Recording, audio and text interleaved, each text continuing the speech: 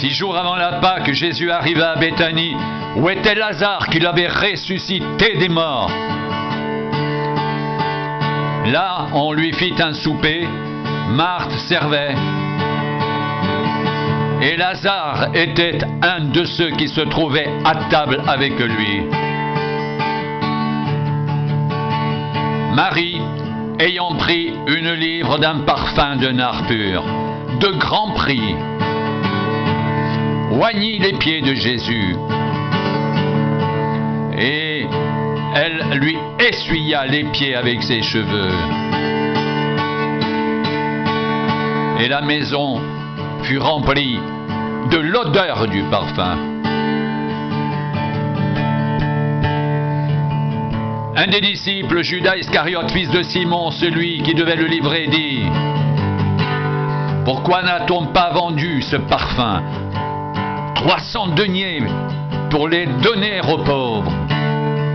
Il disait cela, non qu'il se mettait en peine des pauvres, mais parce qu'il était voleur, et que tenant la bourse, il prenait ce qu'on y mettait.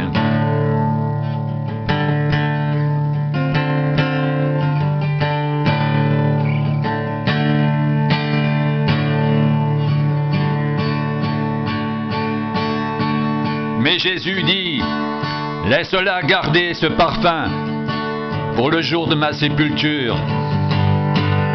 Vous avez toujours les pauvres avec vous, mais vous ne m'avez pas toujours.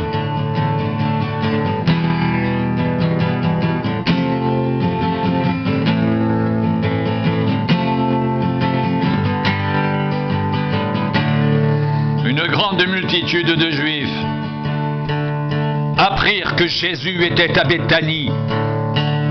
Et là, ils y vinrent, non pas seulement à cause de lui, mais aussi pour voir Lazare, qu'il avait ressuscité des morts. Les principaux sacrificateurs délibérèrent de faire mourir aussi Lazare, parce que beaucoup de Juifs se retiraient d'eux à cause de lui et croyaient en Jésus.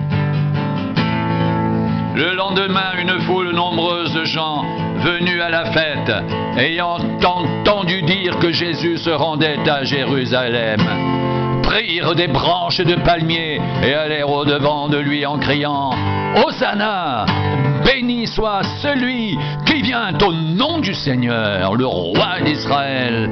Jésus trouva un ânon et s'assit dessus selon ce qui est écrit: ne crains point, fille de Sion, voici ton roi vient assis sur le petit d'une ânesse.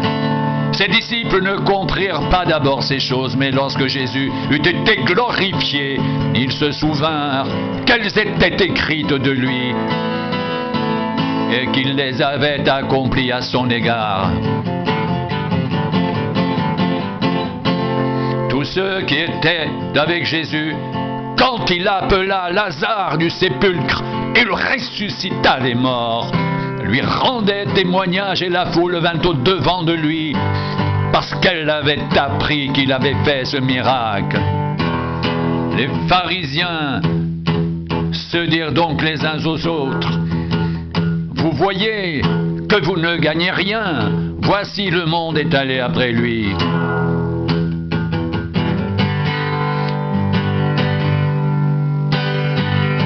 Quelques Grecs du nombre de ceux qui étaient montés pour adorer pendant la fête s'adressèrent à Philippe de Bethsaïda en Galilée et lui dirent avec instance: Seigneur, nous voudrions voir Jésus. Philippe alla le dire à André, puis André et Philippe le dirent à Jésus. Jésus leur répondit: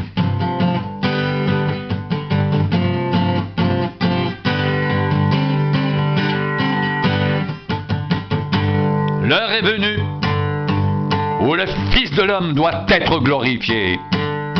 En vérité, je vous le dis, si le grain de blé qui est tombé en terre ne meurt, il reste seul. Mais s'il meurt, il porte beaucoup de fruits.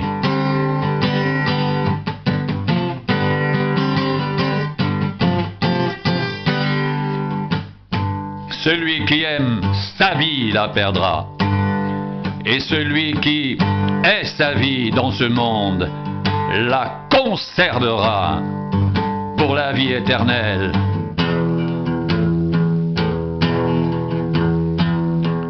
Si quelqu'un me sert, qu'il me suive. Et là où je suis, là aussi sera mon serviteur. Si quelqu'un me sert, le Père l'honorera.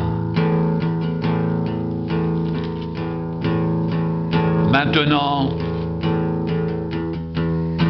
mon âme est troublée. Et que dirais-je? Père, délivre-moi de cette heure. Mais c'est pour cela que je suis venu jusqu'à cette heure. Père, glorifie ton nom. Et une voix vint du ciel. Je l'ai glorifié. Et je le glorifierai encore. La foule qui était là et qui avait entendu disait que c'était un coup de tonnerre. D'autres disaient, un ange lui a parlé.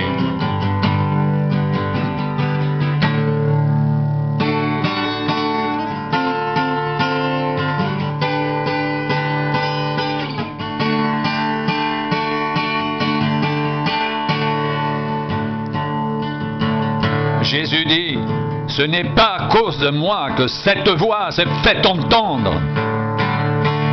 C'est à cause de vous. Maintenant a lieu le jugement de ce monde. Maintenant le prince de ce monde sera jeté dehors. Et moi, quand j'aurai été élevé de la terre, j'attirerai tous les hommes à moi. En parlant ainsi, il indiquait de quelle mort il devait mourir. La foule lui répondit, nous avons appris par la loi que le Christ demeure éternellement. Comment donc dis-tu, il faut que le Fils de l'homme soit élevé? Qui est ce Fils de l'homme? Jésus leur dit, la lumière est encore pour un peu de temps au milieu de vous. Marchez pendant que vous avez la lumière, afin que les ténèbres ne vous surprennent point. Celui qui marche dans les ténèbres ne sait où il va. Pendant que vous avez la lumière, croyez en la lumière afin que vous soyez des enfants de lumière.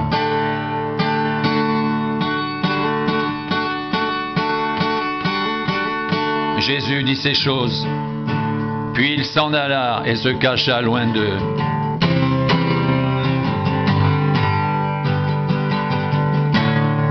Malgré tant de miracles qu'il avait faits en leur présence,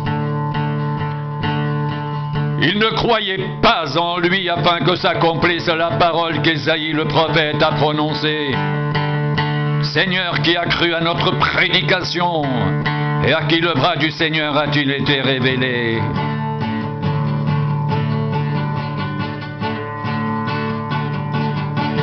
Aussi ne pouvaient-ils croire, parce que Ésaïe a dit encore, il a aveuglé leurs yeux et il a endurci leur cœur,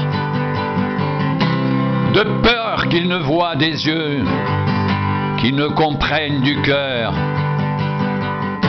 qu'ils ne se convertissent et que je ne les guérisse.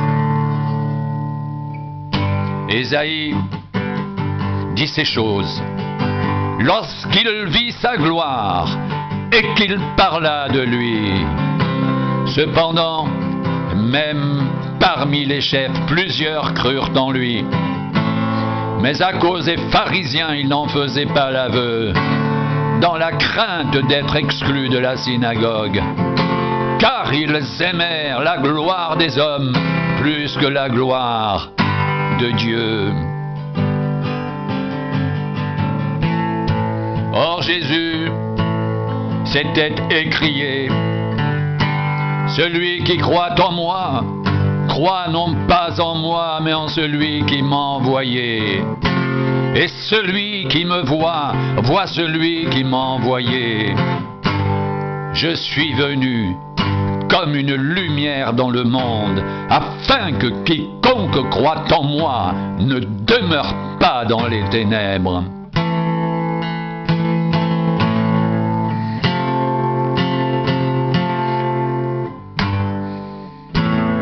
Si quelqu'un entend mes paroles et ne les garde point, ce n'est pas moi qui le juge, car je suis venu non pour juger le monde, mais pour sauver le monde.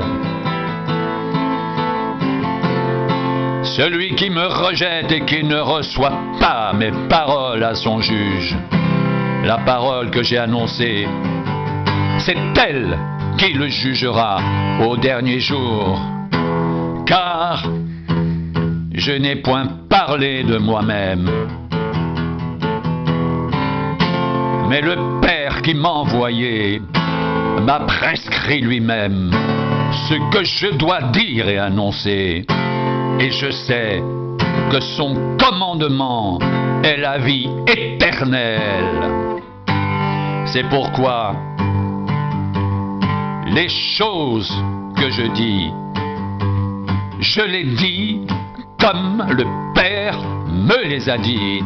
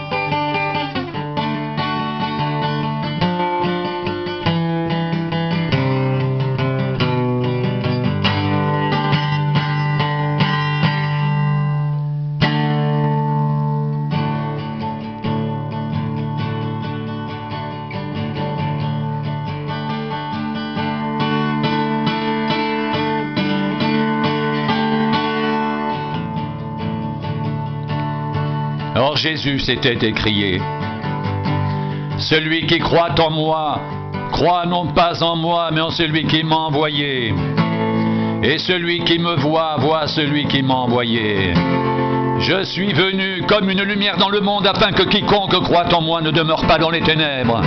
Si quelqu'un entend mes paroles et ne les garde point, ce n'est pas moi qui le juge, car je suis venu non pour juger le monde, mais pour sauver le monde.